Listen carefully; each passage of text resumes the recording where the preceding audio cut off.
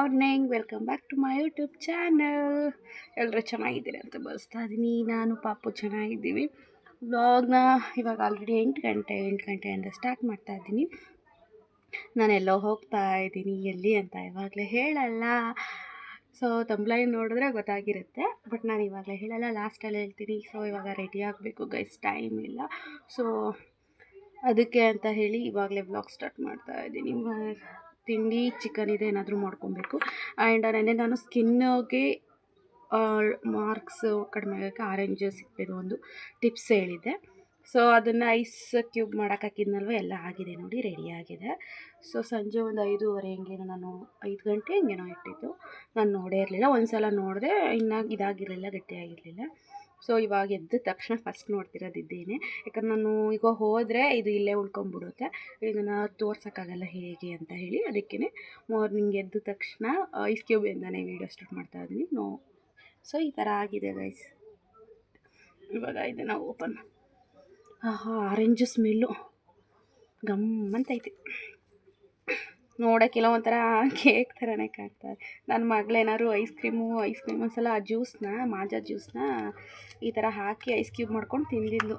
ಈಗೇನಾದ್ರು ನೋಡಿಬಿಟ್ರೆ ಮಾಜಾ juice ಅಂದ್ಕೊಂಬಿಡ್ತಾಳೆ. ನೋಡಿ ಈ ಥರ ಬಂದಿದೆ, ಒಂಥರ ಮೈಸೂರು ಪಾಕ್ ಥರ ಕಟ್ಟಾಇದೆ. ಸೊ ಅದನ್ನು ಈಗ ನನ್ನ ಹತ್ರ ಒಂದು ಚಿಕ್ಕ ಮಿರರ್ ಇದೆ, ಓಕೆನಾ. ಕೋಲ್ಡು ಗೈಸ್ ನೋಡಿ, ಇಲ್ಲಿ ಚಿಕ್ಕದು ಪೌಡ್ರ್ ಹಂಗಿತ್ತಲ್ವ, ಅದೆಲ್ಲ ಬರ್ತಾ ಇದೆ. ಯಾಕಂದರೆ ನಾನು ಹೇಳಿದ್ನಲ್ವ ಸಣ್ಣ ಕಾಡ್ಸಿರ್ಲಿಲ್ಲ ಅಂತ. ಸೊ ಈ ಥರ ಮತ್ತೆ ರಿಟರ್ನ್ ಬಾಹುಬಲಿ ಫಿಲ್ಮ್ ಬರ್ತಾ ಇದೆ ಗೈಸ್, ಅದನ್ನು ನೋಡ್ತಾ ಇದ್ದಾರೆ. ನಾನು ಏನು ಮಾಡಲಿ, ಇವತ್ತು ಹೆಂಗೋ ಸದ್ಯ ದೇವಸ್ಥಾನದ ಸಾಂಗ್ ಹಾಕಿಲ್ಲ, ಅದಕ್ಕೆ ರೂಮಿಗೆ ಬಂದು ವೀಡಿಯೋ ಮಾಡ್ತಾ ಇದ್ದೀನಿ. ಫಿಲ್ಮ್ದು ಏನಾದರೂ ಸೌಂಡ್ ಕೇಳಿಸುತ್ತೆ ಅಂತ ಹೇಳಿ. ನೋಡಿ ಈ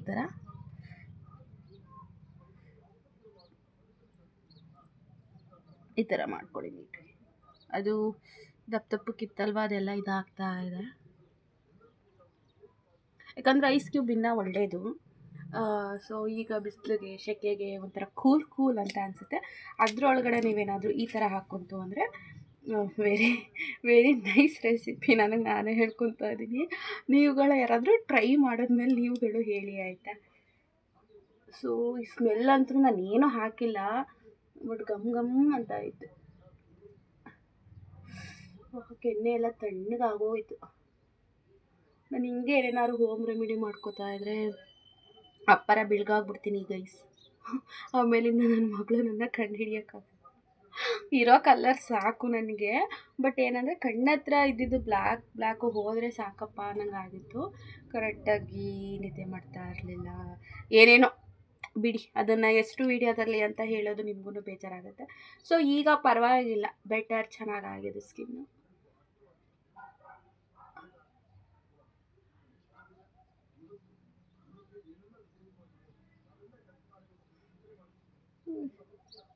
ಇಷ್ಟೇ ಗೈಸ್, ಇದು ಇನ್ನೂ ಸ್ವಲ್ಪ ಇದೆ, ಸಾಕು, ಇಟ್ಕೊತೀನಿ.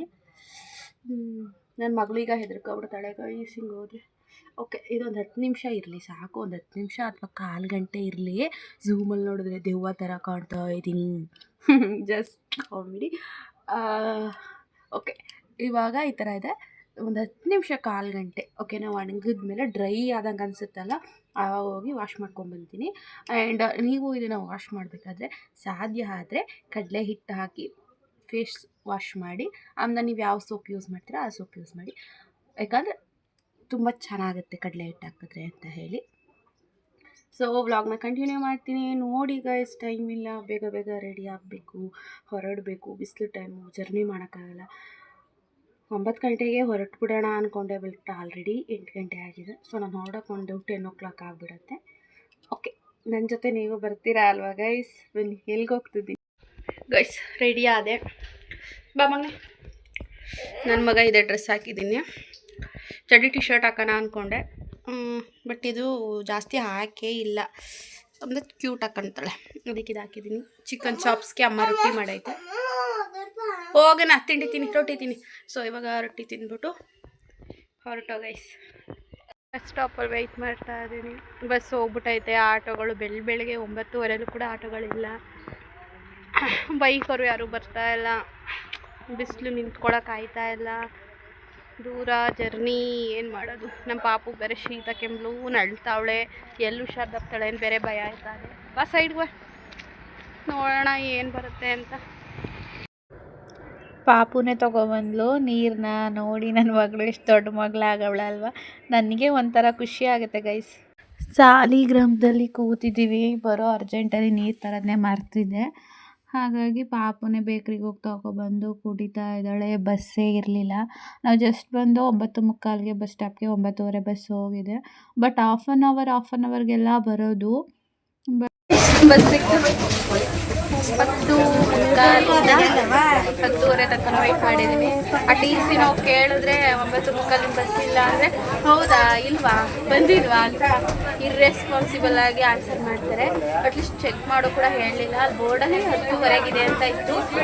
ಬಟ್ ಬಸ್ ಸ್ಟಾಪು ಬಂದು ಕೂಡ ಬಸ್ ನಿಂತಿರಲಿಲ್ಲ. ಇವಾಗ ಬಂತು. ಮೋಸ್ಟ್ಲಿ ಇವಾಗಲೇ ಸ್ಟಾರ್ಟ್ ಆಗ್ಬೋದೇನೋ. ಹೆಚ್ಚು ಕಡಿಮೆ 3/4 ಅವರ್ ವೆಯ್ಟ್ ಮಾಡಿದ್ದೀನಿ. ಫೈನಲಿ ಬಸ್ ಹತ್ತಿದ್ದೀವಿ. ಈಗ ಸ್ಟಾರ್ಟ್ ಮಾಡ್ತಾರೆ. ಕಂಟಿನ್ಯೂ ಮಾಡ್ತೀವಿ. ಪಾಪು ಮಲ್ಕೊಂಡಿದ್ಲು. ಬಸ್ಸಲ್ಲಿ ಫುಲ್ಲು ಸೆಕೆ ಆಗ್ತಿತ್ತು. ಎಷ್ಟು ಬೆವ್ತಿದ್ದಾಳೆ ನೋಡಿ. ಮುಂದ್ಗಡೆ ಕೂದಲ ಹತ್ರ ಎಲ್ಲ ಹೇಗೋ ಸೀಟ್ ಇತ್ತಲ್ವ ನಮ್ಮ ಪುಣ್ಯಕ್ಕೆ. ಬ್ಯಾಗಲ್ಲಿ ಕೆಳಗಡೆ ಇಟ್ಕೊಂಡು ತೊಡೆ ಮೇಲೆ ಕೂರಿಸ್ಕೊಂಡಿದ್ದೆ. ಸೊ ಬಸ್ಸಲ್ಲಿ ಹೋದ್ರೂ ಕೂಡ ಗಾಳಿನೇ ಬೀಸಲ್ಲ. ಅಲ್ಲೆಲ್ಲೋ ನಿಲ್ಲಿಸಿದ್ರು. ಇವಾಗ ಬಸ್ಸಲ್ಲಿ ಕೂತಿದ್ದೀವಿ. 3 ಬಸ್ ಇಳಿದಿದ್ದೀವಿ ಹೊಳೆನರಸೀಪುರದಿಂದ. ಫಸ್ಟ್ ಒಂದು ಹತ್ತದು, ಅದು ಹಾಸನ ಕಡೆ ಅಂತ ಹೇಳಿದ್ರು. ಅಲ್ಲಿಂದ ಇಳಿದು ಇನ್ನೊಂದಕ್ಕೆ ಹತ್ತದು. ಅದು ಫುಲ್ ರಶ್ ಇರಲಿಲ್ಲ. ಅದಕ್ಕೆ ಹತ್ತಕ್ಕೆ ಹೋದರೂ ಮತ್ತೆ ಇದೊಂದು ಬಸ್ ಸಿಕ್ತು ಅಂದ್ಬಿಟ್ಟು ಇದಕ್ಕೆ ಹತ್ತಿದ್ದೀವಿ. ಪಾಪಗೆ ಮನೆಯಿಂದ ದ್ರಾಕ್ಷಿ ತಂದಿದ್ನಲ್ವ, ದ್ರಾಕ್ಷಿ ಕೊಟ್ಟಿದ್ದೀನಿ, ತಿಂತಾ ಇದ್ದಾಳೆ. ಆ್ಯಂಡ್ ನನ್ನ ಜೊತೆಗೆ ತಂದ್ರಲ್ಲಿ ನನ್ನ ಫ್ರೆಂಡ್ ಸಿಕ್ಕಿದ್ಲು. ಫೋನಲ್ಲಿ ಮಾತಾಡ್ತಿದ್ದಾಳೆ ನೋಡಿ, ಅನು ಅಂತ, ನನ್ನ ಚೈಲ್ಡ್ಹುಡ್ ಫ್ರೆಂಡು. ಸೊ ಅಕಸ್ಮಾತಾಗಿ ಸಿಕ್ಕಿದ್ದು. ಸೊ ಈಗ ಇಬ್ಬರು ಟ್ರಾವೆಲ್ ಮಾಡ್ತಾ ಇದ್ದೀವಿ ಬಸ್ಸಲ್ಲಿ. ನನ್ನ ಮಗಳಿಗೆ ಎಷ್ಟು ಒಳ್ಳೆ ಅಭ್ಯಾಸ ನೋಡಿ. ಅವಳು ಏನು ಕೈಯಲ್ಲಿ ಮಾಡಿರೋವಂಥದ್ದು ಯಾವ ಮುದ್ರೆ ಅಂತ ಗೊತ್ತಿದ್ದರೆ ಕಮೆಂಟ್ ಮಾಡಿ. ಸೊ ನಾನು ಫ್ರೀಯಾಗಿದ್ದಾಗ ಕೂತಿದ್ದಾಗ ಅದೇ ಮುದ್ರೆನ ಮಾಡ್ಕೊಳ್ಳೋದು. ಹಾಗಾಗಿ ಅವ್ಳಿಗೂ ಕೂಡ ಹೇಳ್ಕೊಟ್ಟಿದ್ದೀನಿ. ಒಂದು ಜ್ಞಾನ ಮುದ್ರೆ ಮಾಡ್ತಾಳೆ ಆ್ಯಂಡ್ ಈ ಮುದ್ರೆ, 2 ಮುದ್ರೆ ಸದ್ಯಕ್ಕೆ ಅವಳು ಮಾಡೋದು. ಆ್ಯಂಡ್ ಅದು ಯಾವ ಮುದ್ರೆ ಅಂತ ಹೇಳಿ ನೀವು ಕಮೆಂಟ್ ಮಾಡಿ. ಸೊ ಅವಳಿಗೆ ನಿದ್ದೆಗಣ್ಣು ಒಂಥರ. ಆಲ್ರೆಡಿ ಮಲಗಿದ್ದೆದ್ಲು. ಸ್ವಲ್ಪ ಹೊತ್ತು ಫೋನ್ ನೋಡಿದ್ಲು, ದ್ರಾಕ್ಷಿ ಹಣ್ಣು ತಿಂದಳು, ಬಿಸ್ಕೆಟ್ ತಿಂದಳು. ಆ್ಯಂಡ್ ಇಲ್ಲಿ ಹೋಟೆಲಲ್ಲಿ ಇಡ್ಲಿ ತೊಗೊಂಡಿದ್ದೋ. ನನಗೂ ಹಸು ಆಗ್ತಾಯಿತ್ತು. ಪಾಪುಗೂ ಇಡ್ಲಿ ತೊಗೊಟ್ಟು ಅನ್ನ ಸಾಂಬಾರು ತಿನ್ನೋದು ಲೇಟ್ ಆಗುತ್ತೆ ಅಂತ ಬಸ್ಸು 10 ನಿಮಿಷ ನಿಲ್ಲಿಸೋದು. ಅದಕ್ಕೆ ಹಾಗೂ ಕೂಡ ಅವಳು ಒಂದೇ ಇಡ್ಲಿ ತಿಂದಿದ್ದು. ಅದು ಚಟ್ನಿ ಸಾಂಬಾರಲ್ಲಿ ತಿಂತಾ ಇಲ್ಲ, ಬರೀ ಇಡ್ಲಿ ತಿಂತಾ ಇದ್ದಾಳೆ. ಫೈನಲಿ ಬಂದು ಬ್ಯಾಂಗ್ಳೂರಿಗೆ. ಇವಾಗ ಇಲ್ಲಿಂದ ಓಲೋ ಮಾಡ್ಕೊಂಡು ಹೋಗಬೇಕು. ಸೊ ಆ ಕಡೆ ರೋಡ್ ಕ್ರಾಸ್ ಮಾಡ್ಕೊತೀನಿ. ಫಸ್ಟು ಆಗ್ತಾ ಇಲ್ಲ ಗೈಸ್. ಇಲ್ಲಿ ಬ್ಯಾಗು ಕೃತನ ಎತ್ಕೊಂಡಿದ್ದೀನಿ. ಆ ಕಡೆ ಕ್ರಾಸ್ ಮಾಡಿ ಇಲ್ಲಿಂದ ಓಲೋ ಬುಕ್ ಮಾಡ್ಕೊಂಡು ಹೊರಟು ಇವಾಗ ಮನೆಗೆ. ಸುಮಾರು ಅಲ್ಲೇ ಒಂದು 1/4 ಗಂಟೆ ಆಯಿತು. ರ್ಯಾಪಿಡೋ ಬೈಕ್ ಬುಕ್ ಮಾಡೋಕ್ಕೆ ಟ್ರೈ ಮಾಡಿದೆ, ಅದಾಗಲಿಲ್ಲ. ಒಂದು 10 ನಿಮಿಷನೇ ಆಗೋಯಿತು ಆಟೋ ಬುಕ್ ಮಾಡೋದಕ್ಕೆ. ಫೈನಲಿ ಬುಕ್ ಮಾಡಿಕೊಂಡು ಅಲ್ಲೇ ಒಂದು ಕಬ್ಬಿನ ಜ್ಯೂಸ್ ಬೇಕು ಅಂದ್ಲು. ಪಾಪು ಕಬ್ಬಿನ ಜ್ಯೂಸ್ ಕೊಡಿಸ್ತು. ಓಲೋ ಬಂತು, ಹೊರಟೋ ಮನೆಗೆ. ರೀಚ್ ಆಗಿದ್ದೀನಿ. ನಾನು ನಮ್ಮ ದೊಡ್ಡಮ್ಮನ ಮನೆಗೇ ಬಂದಿದ್ದು. ಸೊ ರೀಚಾಗಿ ಫಸ್ಟು ಮಾಡಿದ್ದು ಕೆಲಸ, ನಾನು ಕೂತು ತಣ್ಣೀರಲ್ಲಿ ಸ್ನಾನ ಮಾಡಿ ಜಸ್ಟ್ ಟೀ ಕುಡಿದು ಕೂತಿದ್ದೀನಿ. ಇನ್ನೂ ಊಟ ಮಾಡಿಲ್ಲ, ಊಟ ಮಾಡಬೇಕು. ಟೀ ಕುಡಿದ್ನಲ್ವ. ಸೊ ಇಲ್ಲಿ ಮರಗಳೆಲ್ಲ ಐತೆ ನೋಡಿ, ಇಲ್ಲಿ ಚೆನ್ನಾಗಿ ಗಾಳಿ ಬೀಸ್ತದೆ.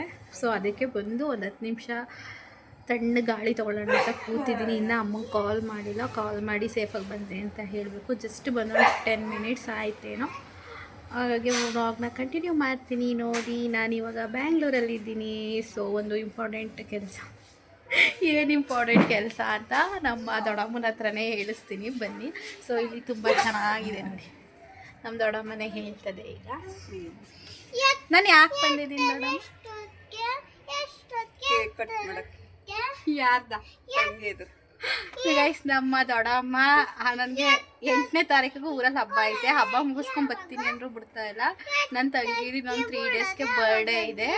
ತಾಳು ಕಂದ ತಾಳು. ಅದಕ್ಕೋಸ್ಕರ ನಮ್ಮ ದೊಡ್ಡಮ್ಮ ಕರೆಸ್ಕೊಂಡೈತೆ.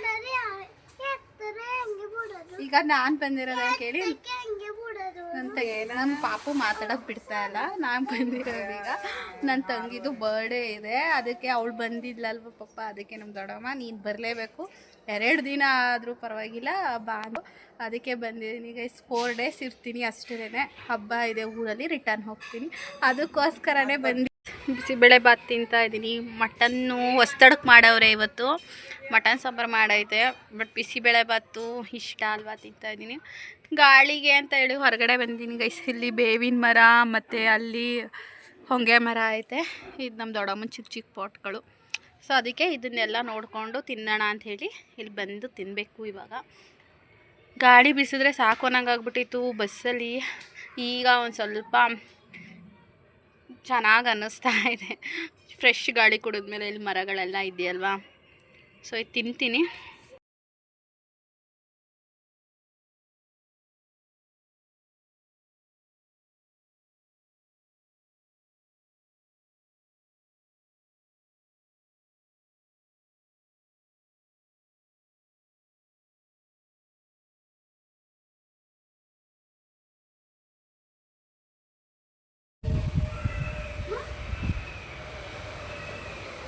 ಹಾಯ್,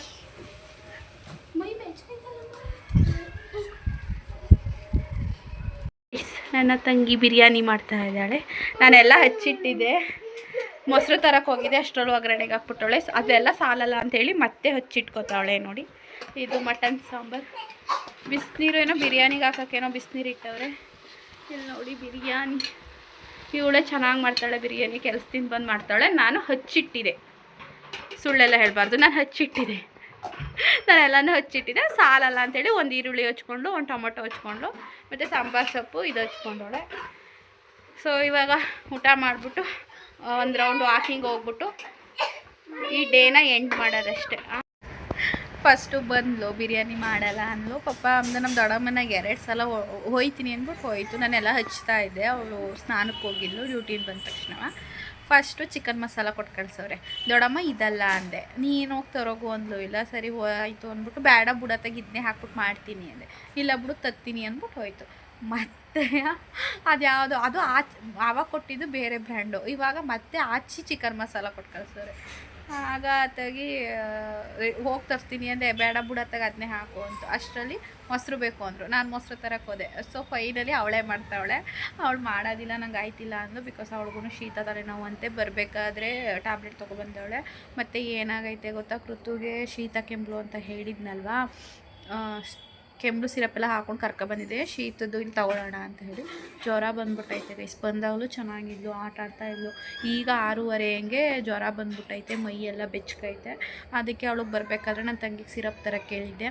ಪ್ಯಾರಾಸೆಮೆಟಲು ಮತ್ತು ಕಫದೈತೆ, ಕೆಮ್ಮುದು 2 ತೊಗೊಬಂದು ಹಾಕಿದ್ದೀನಿ. ಇವಾಗ ಚೆನ್ನಾಗಿ ಆಟ ಆಡ್ತಾವಳೆ. ಸ್ವಲ್ಪ ಮೈ ಬೆಚ್ಚಗಿತ್ತು, ತಣ್ಣಗೂ ಕೂಡ ಆಗೈತೆ. ಇನ್ನೊಂದು ಸಲ ಲೇಟಾಗಿ ಒಂದು 10:30 ಹಂಗೆ ಒಂದು ಸಲ ಹಾಕ್ಬಿಟ್ಟು ಏನಾದ್ರು ತಿನ್ನಿಸ್ಬಿಟ್ಟು, ಬಿರಿಯಾನಿನೇ ತಿನ್ನಿಸ್ತೀನಿ, ಸ್ವಲ್ಪ ತಿನ್ನಿಸ್ಬಿಟ್ಟು ಮಲಗಿಸ್ಬೇಕು. ಆ್ಯಂಡ್ ಒಳಗಡೆ ಸೆಕೆ ಆಯ್ತಿತ್ತು. ಈಗ ಹೊಂಗೆ ಮರ ಐತೆ, ಎಷ್ಟು ತಣ್ಣ ಗಾಳಿ ಬೀಸ್ತೈತೆ ಅಂದರೆ ಅಯ್ಯಪ್ಪ, ನಾನು ಯಾವುದೋ ಒಂದು ಹಳ್ಳಿ ಮನೇಲಿದ್ದೀನಿ ಅನ್ನೋ ಥರ ಫೀಲ್, ಅಷ್ಟು ತಣ್ಣಗೆ ಅನ್ನಿಸ್ತೈತೆ. ಒಳಗಡೆ ಹೋದರೆ ಏನೂ ಯಪ್ಪ ಸೆಕೆ ತಡೆಯೋಕ್ಕಾಯ್ತಾ ಇಲ್ಲ. ಅದಕ್ಕೆ ಆ ಬಿರಿಯಾನಿದು ನೋಡಿ ವಿಷಲ್ ಬರ್ತಾ ಇದೆ, ಅದು ಗಂಟೆ ಸುಮ್ಮನೆ ಕೂತ್ಕೊಂಡಿರ್ತೀನಿ.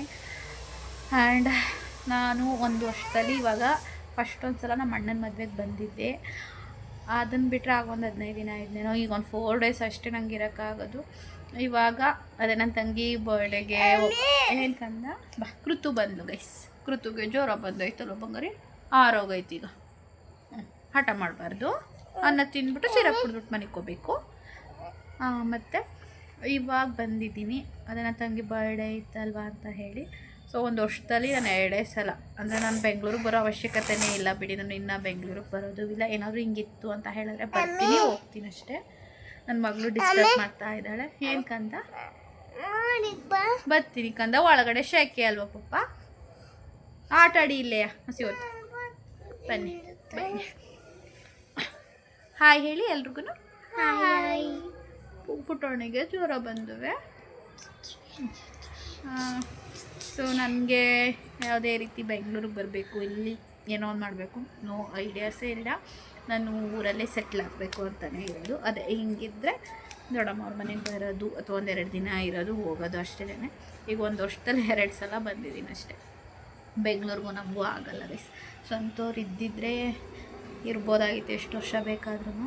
ಅದೇ ನಮ್ಮ ಲೈಫಲ್ಲಿ ಈ ಥರ ಎಲ್ಲ ಆಗೋಯ್ತಲ್ಲ, ಬೆಂಗಳೂರ ಮೇಲೆ ಇಂಟ್ರೆಸ್ಟೇ ಹೋಗ್ಬಿಟ್ಟೈತೆ. ನಾನು ಊರಲ್ಲೇ ಸೆಟ್ಲ್ ಆಗೋದು. ಸೊ ನಿಮಗೆ ಗೊತ್ತಲ್ವ, ಜಾಬ್ಗೂ ಅಪ್ಲಿಕೇಶನ್ ಹಾಕಿದ್ದೀನಿ. ಸೊ ನನ್ನ ಮನೆಯಲ್ಲೇ ಇರೋದು, ನನ್ನ ಮಗಳನ್ನ ನೋಡಿಕೊಂಡು ಓದಿಸ್ಕೊಂಡು ಜಾಬ್ಗೆ ಹೋಗಿ. ಆ್ಯಂಡ್ ಯೂಟ್ಯೂಬ್ ಅಂತೂ ಬಿಡೋಲ್ಲ, ಎಷ್ಟಾಗುತ್ತೆ ನನ್ನ ಕೈಲಿ ಅಷ್ಟು ಮಾಡ್ಕೊಂಡು ಹೋಗ್ತೀನಿ. ಸೊ ಯೂಟ್ಯೂಬ್ನು ನಾನು ಜಾಬ್ಗೆ ಹೋದ್ರೂ, ಅಂದರೆ ಅಂಗನವಾಡಿ ಜಾಬ್ಗೆ ಹೋದ್ರೂ ಕೂಡ ಕಂಟಿನ್ಯೂ ಮಾಡ್ತೀನಿ, ಬಿಡೋಲ್ಲ. ಸೊ ಬಿರಿಯಾನಿ ವಿಷಲ್ ಕೂಗ್ತಾ ಇದೆ, ಬಿರಿಯಾನಿ ತಿನ್ನಬೇಕು ಗೈಸ್. ಬಿರಿಯಾನಿ ತಿನ್ನೋಣ ಅಂತ ಹೇಳಿ ಎಲ್ಲನೂ ಹಾಲ್ಗೆ ತಂದಿಟ್ಕೊಂಡಿದ್ದೀವಿ. ಅದಕ್ಕೆ ಈರುಳ್ಳಿ, ಸೌತೆಕಾಯಿ, ನಿಂಬೆಹಣ್ಣೆಲ್ಲ ನನ್ನ ತಂಗಿ ರೆಡಿ ಮಾಡಿದ್ದಾಳೆ. ಪಾಪುನು ಕೂಡ ಸ್ವಲ್ಪ ತಿನ್ನಲು, ಪೀಸ್ ತಿನ್ನಲಿಲ್ಲ, ಮೊಸರಾಗಿ ಕಲಿಸ್ಕೊಟ್ಟಿದ್ದು. ಚಿನ್ನು ಎಷ್ಟು ಚೆನ್ನಾಗೈತೆ ಬಂಗಾರಿ. ನೀನು ಹೆಂಗೆ ಮಾಡ್ತೀಯ ಹಂಗೆ ಮಾಡ್ತದೆ. ಹಾಯ್ ಮಾಡೋದು ಗೈಸ್. ಊಟ ಆಯಿತು.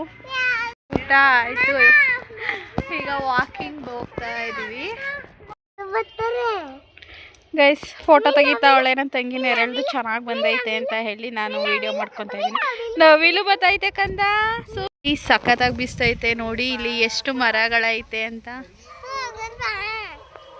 ಇಲ್ಲಿ ಸಖತ್ತಾಗಿ ಅದೇ ಅಪಾರ್ಟ್ಮೆಂಟು. ಯಾವ ಅಪಾರ್ಟ್ಮೆಂಟ್ ಅದು? ಪ್ರೆಸ್ಟೀಜ್ ಜಿಂದಾಲ್ ಅಪಾರ್ಟ್ಮೆಂಟ್ ಇದು. ಫುಲ್ಲು ಇದು ಯಾವುದಕ್ಕೆ ಫುಲ್ ಎಲ್ಲದಕ್ಕೂ ನೋಡು, ರಾಜ್ಯಕ್ಕೆ, ಇಡೀ ಕರ್ನಾಟಕ ರಾಂಗ್ ಇನ್ಫಾರ್ಮೇಷನ್ ಕೊಡಬಾರ್ದು ಅದಕ್ಕಂದ. ಇದು ಇಡೀ ಕರ್ನಾಟಕಕ್ಕೆ ಫಸ್ಟು ಅಷ್ಟು ಬಿಲ್ಡಿಂಗ್ಸ್ ಇದ್ದಾವೆ, ಫ್ಲ್ಯಾಟ್ಸ್ ಇದ್ದಾವೆ. ಸೊ ನೋಡಿ ಎಷ್ಟು ಮರಗಳಿದ್ದಾವೆ ಅಂತೆಲ್ಲ. ಇಲ್ಲೆಲ್ಲ ಹೊಂಗೆ ಮರಗಳು, ತಣ್ಣಗೆ ಗಾಳಿ ಹೊಡಿತೈತೆ. ಸೊ ಬೆಂಗಳೂರಿಗೆ ಬಂದರೆ ನಾನು ಇದೇ ರೀತಿ ವಾಕಿಂಗ್ಗೆ ಹೋಗ್ತೀವಿ ಯಾವಾಗ್ಲೂ. ಹೊಡಿತೈತೆ ಇದೆಲ್ಲ ಹೊಂಗೆ ಮರ. ಬಿರಿಯಾನಿ ತಿಂದಿದ್ದಕ್ಕೂ ಅದಕ್ಕೂ ವಾಕಿಂಗು ಸಖತ್ತಾಗಾಯಿತು. ಸೊ ಊರಲ್ಲಿದ್ದರೆ ಈ ಥರ ವಾಕಿಂಗ್ ಎಲ್ಲ ಇರಲ್ಲ. ಇಲ್ಲಿ ಬ್ಯಾಂಗ್ಳೂರಿಗೆ ಬಂದ್ರಷ್ಟೇ ವಾಕಿಂಗ್. ನೋಡಿ, ಇಂಡಿಯಾಗೆ ಅಂತ ಹೇಳಕ್ಕೆ ಹೋಗಿದ್ದು ರಾಂಗ್ ಇನ್ಫಾರ್ಮೇಷನ್. ಕರ್ನಾಟಕಕ್ಕೆ ನಂಬರ್ 1 ಬಿಲ್ಡಿಂಗ್ ಅಲ್ಲಿದ್ದೀವಿ ನಾವು. ಅಲ್ಲಿದ್ದೀವಿ ಮೀನ್ಸ್ ಅದ್ರ ಹಿಂದೆ ಇದ್ದೀವಿ, ಅಲ್ಲಿಲ್ಲ. ಓಕೆ, ಇಲ್ಲೊಂದು ದೇವಸ್ಥಾನ ಇದೆ, ಪಂಚಮುಖಿ ಗಣೇಶ ಟೆಂಪಲ್. ಇಲ್ಲೊಂದು ಮೆಮೊರಿ ಇದೆ ಗೈಸ್. ಏನಂದರೆ ನಂದು ಸಂತೋರ್ದು ಎಂಗೇಜ್ಮೆಂಟ್ ಆಗಿತ್ತು. ಆವಾಗ ನಾವು ಬಂದು ಈ ಏರಿಯಾದಲ್ಲಿರಲಿಲ್ಲ, ಪಕ್ಕದ ಏರಿಯಾ, ಅಂದರೆ ಆ ಕಡೆ ರೋಡು ನಿಯರೇನೆ ಅಲ್ಲಿದ್ದು. ಸೊ ಆ ಟೈಮಲ್ಲಿ ಒಂದು 6:30-7 ಗಂಟೆ ಟೈಮಲ್ಲೇನೋ ಸಂತೋರು ಬಂದಿದ್ದರು ನೋಡೋಕ್ಕೆ ಅಂತ ಹೇಳಿ. ಆಗ ಈ ದೇವಸ್ಥಾನ ಇನ್ನೂ ಇಷ್ಟು ನೀಟ್ ಇರಲಿಲ್ಲ, ಹಳೆ ದೇವಸ್ಥಾನನೇ ಇತ್ತು. ಇಲ್ಲೊಂದು ಪಕ್ಕದಲ್ಲೊಂದು ಶೆಲ್ಫ್ ಕಲ್ಲಂಗಿತ್ತು. ಓಕೆನಾ, ಇಲ್ಲಿದೆ ನೋಡಿ, ಇದೇ ಶೆಲ್ಫ್ ಕಲ್ ಮೇಲೆ ನಾನು ಸಂತೋರು ಕೂತ್ಕೊಂಡು ಒಂದು ಫೋಟೋ ತೊಗೊಂಡಿದ್ದು. ಅದು ನನ್ನ ಫೇವ್ರೆಟ್ ಅಂದರೆ ಫೇವ್ರೇಟು. ಸೊ ಇಲ್ಲಿ ಈ ಟೆಂಪಲಲ್ಲೂ ಕೂಡ ನನ್ನ ಮೆಮೊರಿ ಇದೆ. ಇದೇ ದೇವಸ್ಥಾನದಲ್ಲಿ ಈಗ ನಾನು ಕೂತಿದ್ದೀನಲ್ಲ, ಇದೇ ಜಾಗದಲ್ಲಿ ಕೂತಿದ್ದು. ಸೊ ಇವಾಗ ದೊಡ್ಡಮ್ಮ, ಸಾಂಡು, ನಾನು, ಪಾಪು ಕೂತಿದ್ದೀವಿ. ಹಾಂ, ಇದೇ ಗಣಪತಿ ದೇವಸ್ಥಾನ. ಸೊ ಟೈಮು ಹೇಗೆಲ್ಲ ಬದಲಾಗುತ್ತಲ್ವ. It's okay. ಇಲ್ಲಿ ಬಂದಾಗ ಯಾವಾಗಲೂ ಆ ಮೆಮೊರಿ ಇದ್ದೇ ಇರುತ್ತೆ. ಇವಳು ಮಾತಾಡಲ್ಲ, ನಮ್ಮ ದೊಡ್ಡಮ್ಮ ವೀಡಿಯೋ ಮಾಡ್ತಾಳೆ ಅಂತ ಗೊತ್ತಿಲ್ಲದೇ ನಮ್ಮ ದೊಡ್ಡಮ್ಮ ಜೀನಿನ ಮಾತಾಡ್ತದೆ. ವೀಡಿಯೋಗೆ ಬಂದು ಮಾತಾಡು ಅಂದರೆ ಮಾತಾಡಲ್ಲ. ಇನ್ನು ನನ್ನ ಮಗಳು ಗೊತ್ತು, ಯಾವಾಗಲೂ ವಟ ವಟ ವಟ ಅಂತ ಇರ್ತಾಳೆ, ಡಿಸ್ಟರ್ಬ್ ಮಾಡ್ತಾ ಇರ್ತಾಳೆ. ಸೊ ಇವಾಗ ಒಂದು 10 ನಿಮಿಷ ಕೂತಿದ್ದು, ಹಾಗೆ ಇನ್ನೊಂದು ರೌಂಡ್ ವಾಕ್ ಮಾಡಿಕೊಂಡು ಮನೆಗೆ ಹೋಗ್ತೀವಿ. ಆ್ಯಂಡ್ ಈ ವ್ಲಾಗ್ನ ಇಲ್ಲಿಗೆ ಎಂಡ್ ಮಾಡ್ತಾ ಇದ್ದೀನಿ. ಈ ವ್ಲಾಗ್ ಇಷ್ಟ ಆಗಿದರೆ like, share, comment and subscribe ಮಾಡ್ಕೊಂಡು ನೋಡಿ. ಆ್ಯಂಡ್ ನೆಕ್ಸ್ಟ್ ವ್ಲಾಗಲ್ಲಿ ಸಿಗೋಣ. Bye guys.